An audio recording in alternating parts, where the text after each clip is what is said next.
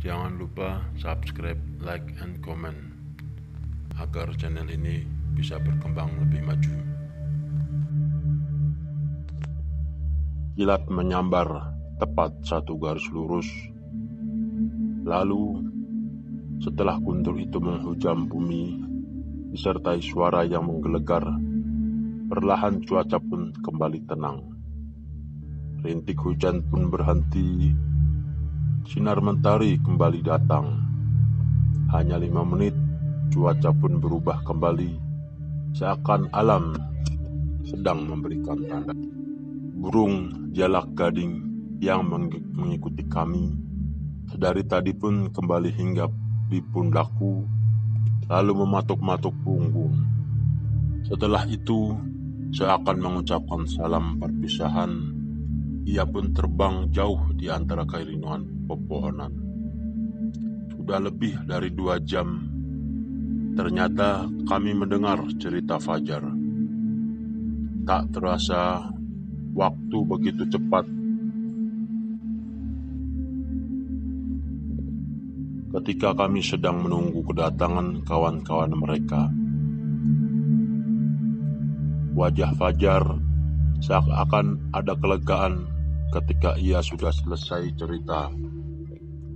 Tak lama setelah habis rokok di tangan, perut kami seakan minta diisi. Bunyi cacing di dalam perut saling bersahutan, hingga perut Mas Joko pun mengeluarkan suara.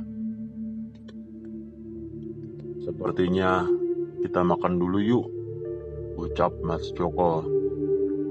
Sebentar Mas, aku ambil uang dulu, Fajar menimpali. Dibukanya tenda yang dari tadi belum sempat kami masuki, dan Fajar pun tercengang.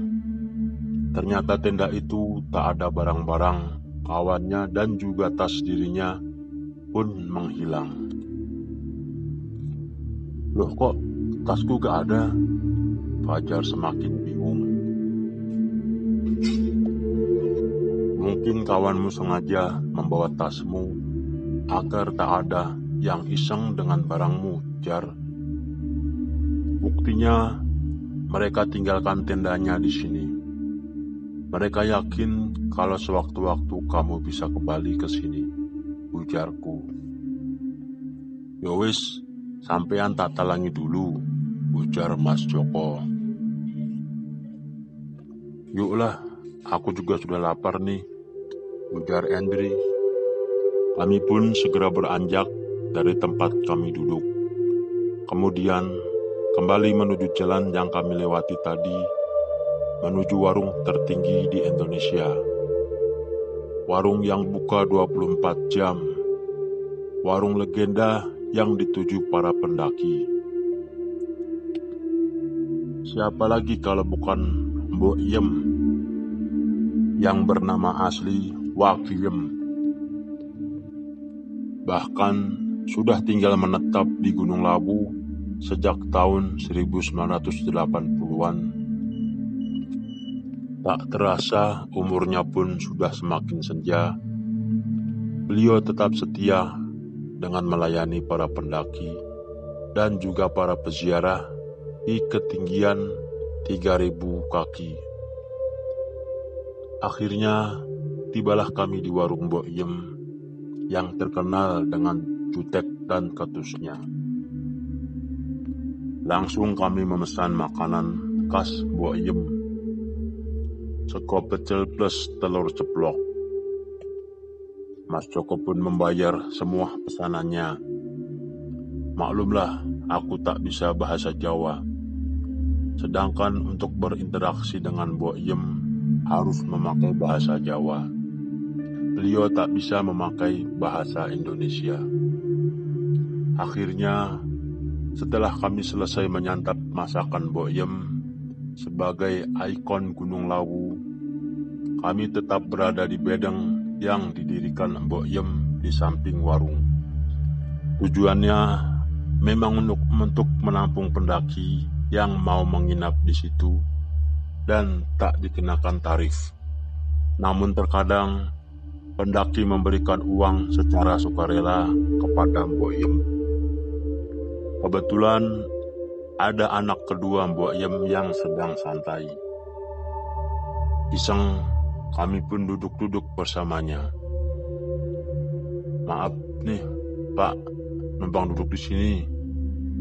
Nama Bapak siapa?" tanyaku. "Sailan, saya anak kedua Mbok Yem." "Oh, emang Bapak berapa saudara?" Hendri pun tak mau kalah dalam bertanya. "Kami semuanya 4 saudara, Mas." "Rokok, Mas?" ujar Mas Joko. Pak Sailan pun mengambil rokok yang ditawarkan. Lantas, asap nikotin pun mulai mengepul di udara asri pegunungan. "Di sini penuh terus ya, Pak?" "Di sini nggak pernah sepi pendaki, Mas," timpal Pak Sailan, pria berkumis itu. "Apalagi kalau malam minggu, pendaki bisa mencapai 200-an orang. Ya, mereka ada yang menginap di sini, dan lebih banyak mereka yang memilih mendirikan tenda," sambung Pak Sailan.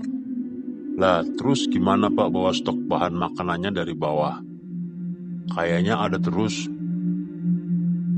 Ada orang yang mengirim bahan makanan ke sini 3 kali dalam seminggu," lanjut Pak Sailan sambil menghembuskan asap rokok ke udara. "Itu si Mbok emang tinggal di sini terus, Pak?" "Ya, sehari-hari memang di sini. Mungkin dalam setahun si Mbok hanya turun gunung 3 kali. Saat Idul Fitri dan jika ada keluarga yang sedang punya hajat atau hari-hari besar. Biasanya kalau turun gunung paling lama cuma 10 hari, Mas." "Emang Simbo nggak punya rumah lagi, Pak, selain di sini?" "Ada, cuma kan nyari rezekinya di sini." Kembali asap rokok dihembuskannya dan ia melanjutkan perkataannya. "Banyak orang mengira Simbo hanya punya gubuk riot ini, tapi di bawah atau di Kecamatan Poncol, Simbo punya rumah mewah. Semua itu ya hasil dari jualan di sini. Ya kami-kami ini yang nempati kalau lagi tak membantu Simbo. Tapi sekarang saya saja yang menemani Simbo." "Loh, kenapa, Pak?" "Yang lain sudah sibuk, Mas. Ada yang jadi lurah di Gresik, 2 lagi dah jadi orang sugih, pengusaha di Boyolali dan Solo." "Wah, sepertinya pada sukses ya, Mas. Kok Simbo gak berhenti jualan?" tanya Joko kembali. "Simboknya yang gak mau. Padahal anakku, cucunya Simbo udah ada yang jadi sarjana," ucapnya datar. "Kok aku salut ya, Pak, sama Simbo. Di kota, banyak orang kere malah ngaku kaya. Kadang rumah saja ngontrak, kayaknya sudah seperti bos minyak. Beda, Pak, sama di desa." "Ya salah, Mas. Orang kota itu memang keras. Makanya aku ndak mau ke sana. Lebih nyaman di sini, Mas, berteman dengan alam." "Lah ini kalau mau ambil air buat minum para pendaki yang makan, dari mana sih Mbok sumber airnya, Pak?" "Oh, itu diambil dari mata air Sendang Derajat, Mas, yang letaknya di base camp pos 5 dari arah Cemoro Sewu. Jauhnya dari Pondok Simbo kira-kira selama 10 menit lah. Biasanya sih saya yang ambil, Mas." "Kalau Simbo ada pengalaman mistis enggak ya, Pak?" "Kalau soal pengalaman mistis, selama ini kami tidak mengalami yang aneh-aneh. Mungkin karena sudah biasa di sini, Mas." "Itu Simbo masaknya cuma sego pecel tok ya, Pak?" "Enggak juga, Mas. Kalau saat suro, si Mbok masak soto, Mas. Oh gitu. Duh, maaf nih Pak, jadi banyak tanya. Mas Joko nampak tak enak. Ah, santai aja Mas. Santai aja Mas. Oh iya, makasih ya rokoknya. Kayaknya saya tinggal dulu. Kalian santai saja di sini. Terkadang cuaca juga gak bisa diprediksi. Oh iya Pak, terima kasih. Aku pun menerawang masuk ke alam pikiranku. Terkadang mata kita tak dapat menipu. Kita selalu memandang rendah orang-orang desa seakan mereka miskin, tidak mampu bertahan hidup dalam susah. Tapi faktanya sebenarnya terbalik, orang kota lebih miskin, terutama mereka yang berada di gang-gang sempit, yang seringkali kebanjiran pula. Hidup mereka berpacu dengan waktu, tingkat stres mereka tinggi, hingga terkadang lupa untuk bahagia. Kami pun berempat kini saling bercerita, entah itu masalah politik yang sedang tak menentu, entah itu masalah wanita karena Endri jomblo abadi, bahkan bercerita tentang hal yang tak penting. Sedang asiknya bercerita sambil menatap alam di atas lawu, Fajar meminta kami kembali ke arah tenda. Tapi belum sempat kami berjalan, Fajar, ada 5 orang yang berjalan ke arah kami. Kami menoleh kepada mereka sambil memberikan senyum. Ini sepertinya teman-teman Fajar. Terlihat wajah senang mereka yang menemukan Fajar sudah kembali. Mereka langsung memeluk Fajar. Nampak rona ceria ketiga kawan Fajar. Syukurlah kami selamat, Jar. Iya, mereka yang menolong aku. Fajar menunjuk pada kami bertiga. Andre, Iwan, Anto, ucap mereka kala berkenalan dengan kami. Pak Sugeng, Mas Danu, itulah 2 orang terakhir yang bisa dikatakan bukan bagian dari teman Fajar. Kami juga tak tahu siapa mereka. Setelah mereka berpelukan, aku dan kedua temanku pun akhirnya duduk di pelataran warung Boyem dengan ketiga teman Fajar yang menceritakan bagaimana kisah hilangnya Fajar. Salah satu dari mereka pun bercerita sebuah kisah yang bisa terjadi pada siapa saja. Andre pun mulai membuka suara. Kami pun menyimak dari penjelasan Andre. Wajahnya seakan mengingat kejadian tersebut. Aku seperti tersentak. Tampaknya hilangnya Fajar terkesan bukan hari ini. Namun, kami tak ingin menyela apa yang diceritakan Andre. Sebenarnya, kamu udah hilang selama 3 hari, Jar. Fajar tersentak. Kami pun kaget dengan apa yang dikatakan Andre. Lalu, mengapa tenda masih berdiri di sini? Sengaja kami tinggalkan, siapa tahu kamu kembali. Andre pun melanjutkan ceritanya. Kamu ingat, sehabis makan kita tertidur, dan rencana submit pagi, maka aku sudah menyetel jam untuk alarm. Sekitar jam 4 pagi alarm menyala. Namun, baru aku yang terbangun. Kumatikan alarm, lalu kulihat kamu gak ada, Jar. Aku pikir kamu di luar. Namun, ketika aku keluar, hanya suara angin yang cukup kencang menderu di telinga. Sedangkan tak ada tanda-tanda orang atau pendaki di sekitar sini. Tanda pendaki lain pun tak menampakkan kehidupan. Aku sempat berteriak, namun sia-sia. Suaraku seperti larut di bawah angin. Aku mulai panik, lalu membangunkan teman-teman yang masih tertidur.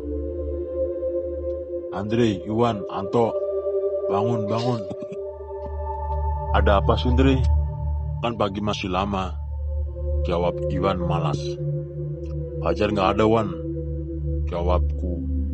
Apa? Hampir serentak mereka menjawab. Akhirnya, di tengah kegelapan subuh, kami bertiga sibuk dan bingung mencari keberadaan kamu. Akhirnya, di tengah kegelapan subuh, kami bertiga sibuk dan bingung mencari keberadaan kamu.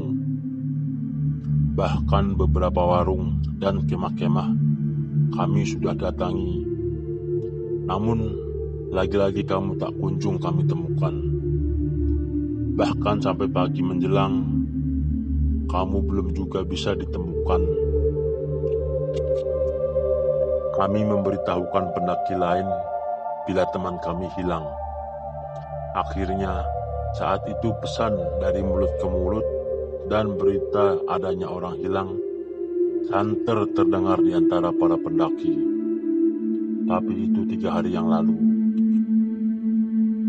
Saat itu kami panik dan bingung, karena untuk melapor tim pengawas, kita ini pendaki ilegal. Karena naik dari tengah jalur Jogorogo Ngawi. Sudah pasti tim SAR pun tak akan mempedulikan orang hilang yang tak ada catatannya di pos mereka. Kami tahu itu resiko pendakian secara ilegal.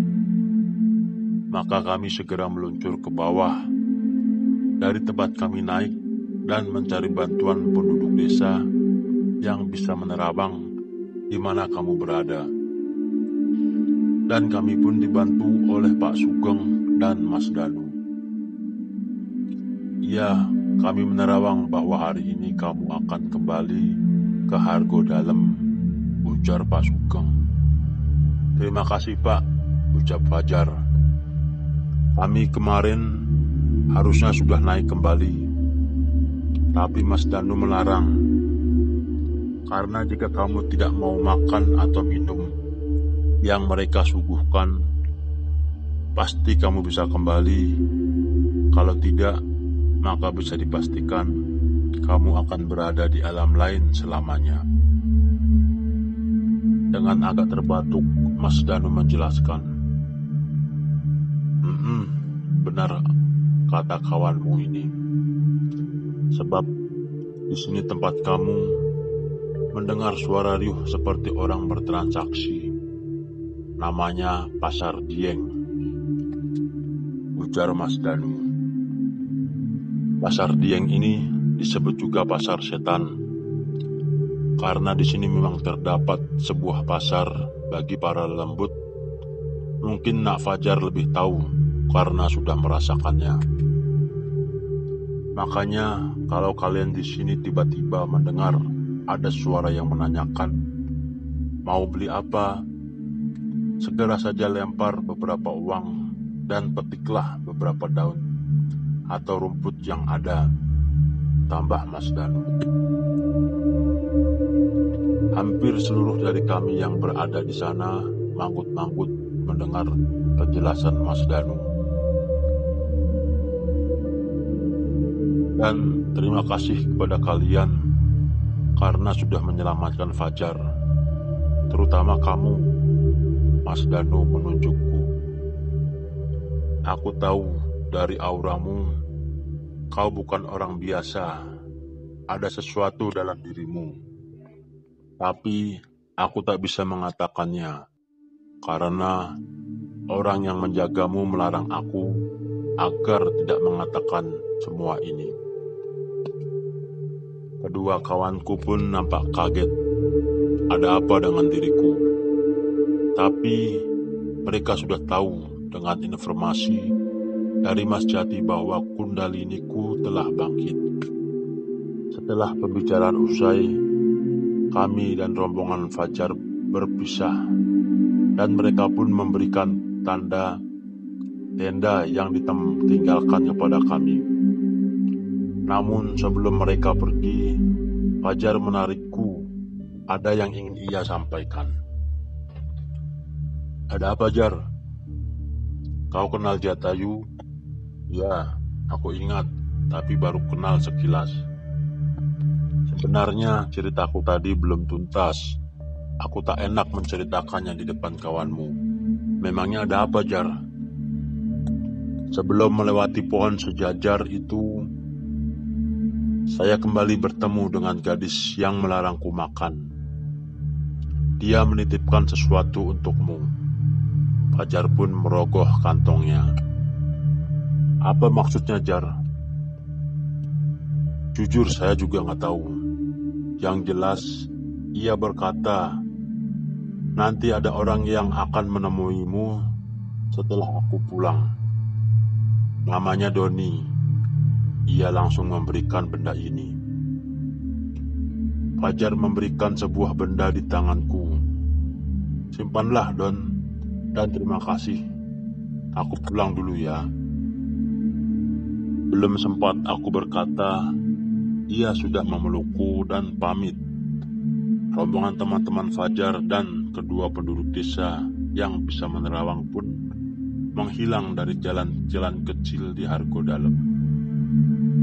Terlihat cincin sepertinya terbuat dari emas dengan lambang burung di tengahnya. Cincin itu begitu mengkilat dan sungguh cantik bila dipandang. Namun sayang, karena pria tak bisa memakai cincin itu, karena benda yang terbuat dari emas bila dipakai pria, menurut agama Islam itu adalah haram. Maka kumasukkan saja ke dalam kantong celana. Aku pun kembali bersama kedua rekanku. Hari sudah menjelang sore, mau submit ke Hargo Dumilah memang agak tanggung. Gimana, Mas? Submit atau nanti saja? Udah pada kenyang toh? Ya udah yuk submit, ujar Mas Joko. Sebentar, Mas. Kalau tempat itu apaan sih? Kok macam tempat pemujaan? Ujarku. Oh, itu yang namanya Hargo Dalem, tempat moksanya Prabu Brawijaya. Oh gitu. Ya wes yuk kita jalan lagi, Mas. Perjalanan pun dilanjutkan, memang sudah tak jauh dari puncak Hargo Dumilah. Dari tempat itu, dengan mengambil jalan lurus arah puncak dan kemudian ada arah ke kanan, maka kita ambil jalur itu. Kemudian setelah itu, jalanan akan menanjak terus hingga ke sampai puncak Hargo Dumilah.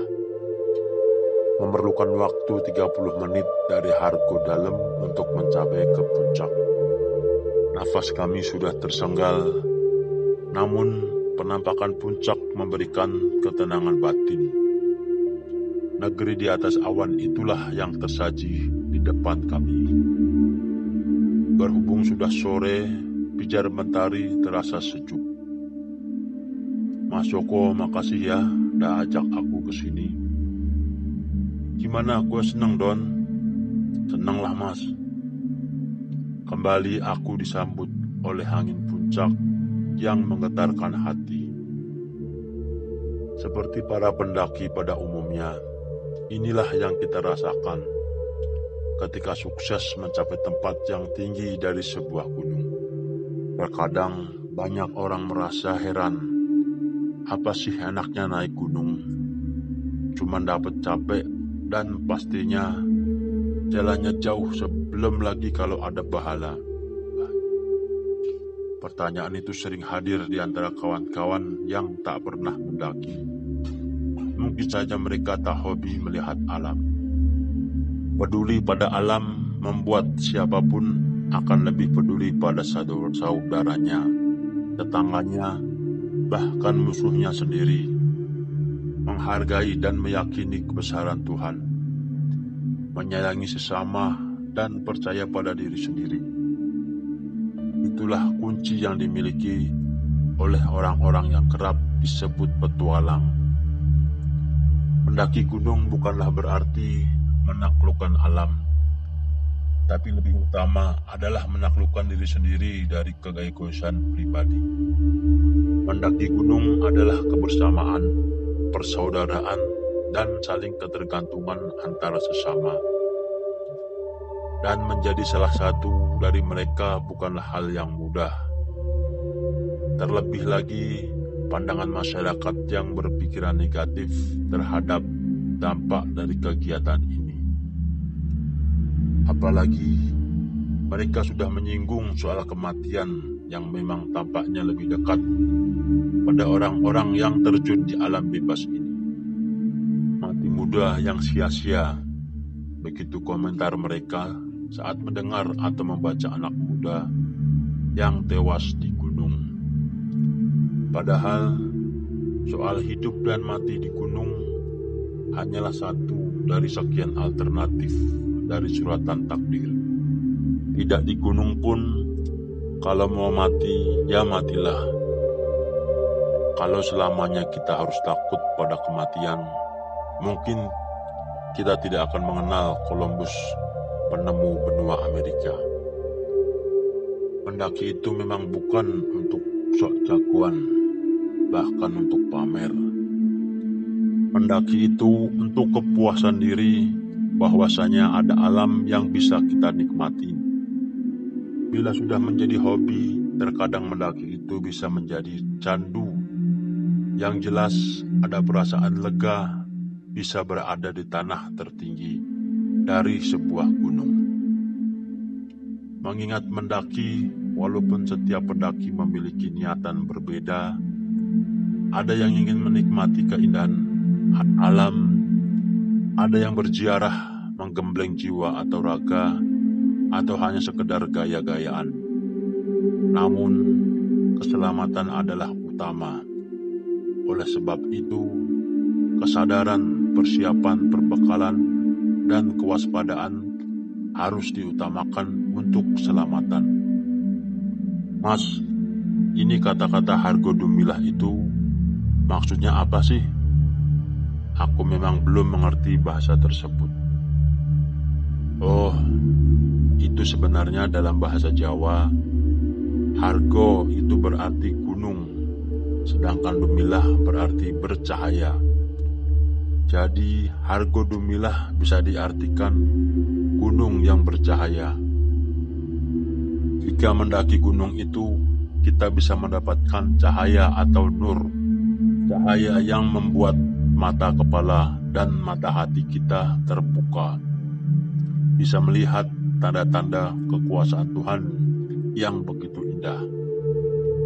Wah, artinya bagus juga ya, Mas. Apa yang dikatakan Mas Joko tepat sekali. Sore ini engkau mengizinkanku masih bisa menghirup udara segar dengan puas. Engkau mengizinkanku melihat lautan awan lepas, melihat ribuan burung terlepas dari sarangnya, melihat kebesaran alam ciptaanmu. Saat ini ragaku masih kuat berpijak di puncak untuk menghadapi panggilan sholatmu. Engkau maha segalanya ya Rob. Engkau memberikanku sahabat yang begitu baik dan perhatian terhadapku. Engkau beri kedua orang tua yang selalu letih membesarkanku dengan cinta dan kasih sayang. Engkau maha sempurna ya Rob. Engkau sempurnakan segala nikmatmu dengan ilmu dan hidayahmu. Lalu, nikmat mana lagi yang kau dustakan? Disinilah aku bisa melihat indahnya ciptaan Tuhan dari tempat tertinggi di Lawu. Aku berjalan ke arah pinggir jurang tanpa batas. Jika dilihat lurus ke barat, akan terlihat gumpalan awan menyelimuti Gunung Merbabu, Merapi, Ungaran. Di sebelah selatannya terdapat Telaga Roro Kuning dikelilingi lembah. Jika berbalik ke arah barat, akan ditemui puncak Lawu yang lainnya. Tentunya lebih rendah dari tempat kami berpijak. dan dari arah timur terlihat Gunung Wilis, gunung penangguhan dengan puncaknya yang lancip, Gunung Arjuna, Welirang, serta atap Jawa di puncak Mahameru. Memang puncak Gunung Lawu atau Wukir Mahendra yang terletak di antara Jawa Tengah dan Jawa Timur ini merupakan 3 puncak, yaitu Argodiling atau puncak Dumiling, Argo Peruso atau puncak Tower, dan Argo Domilah yang merupakan puncak tertinggi yang menjadi tujuan utama kebanyakan para pendaki, dan puncak inilah yang sedang aku nikmati keindahannya. Di gunung ini, di ketinggian kami berpijak, di sanalah tempat yang menurutku paling damai dan abadi. Dekat dengan Tuhan dan keyakinan diri yang kuat. Saat kaki menginjak ketinggian, tanpa sadar kita hanya bisa berucap bahwa alam memang telah menjawab kebesaran Tuhan.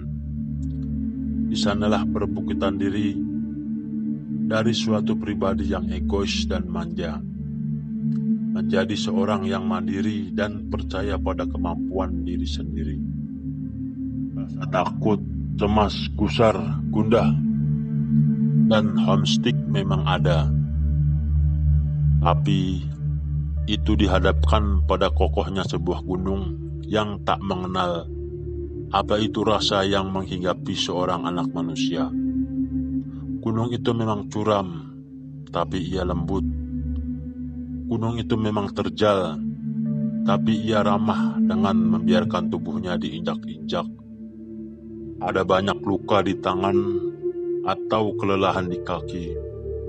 Ada rasa haus yang menggelayut di kerongkongan. Ada tanjakan yang seperti tak ada habis-habisnya. Namun semuanya itu tak sepadan dan tak ada artinya sama sekali saat kaki menginjak di ketinggian. Puncak gunung menjadi puncak dari segala puncak. Puncak rasa cemas, puncak kelelahan, dan puncak rasa haus. Tapi kemudian semua rasa itu lenyap bersama tirisnya angin pegunungan. Lukisan kehidupan bagi Sang Maha Pencipta di puncak gunung tidak bisa diucapkan oleh kata-kata. Semuanya cuma tertoreh dalam jiwa, dalam sebuah hati. Puas kamu, Don? Hendry mendekatiku. Puas sekali, Dri. Ya, inilah yang menjadi tujuan kita. Sebuah puncak yang akan terus berdiri walau kita mungkin nanti sudah punah.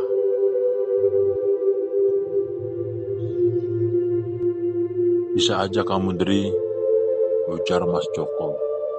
Lah iyalah, Mas. Setidaknya mencapai puncak seperti menikmati sebuah perjuangan untuk mengalahkan diri sendiri sekaligus menumbuhkan percaya diri.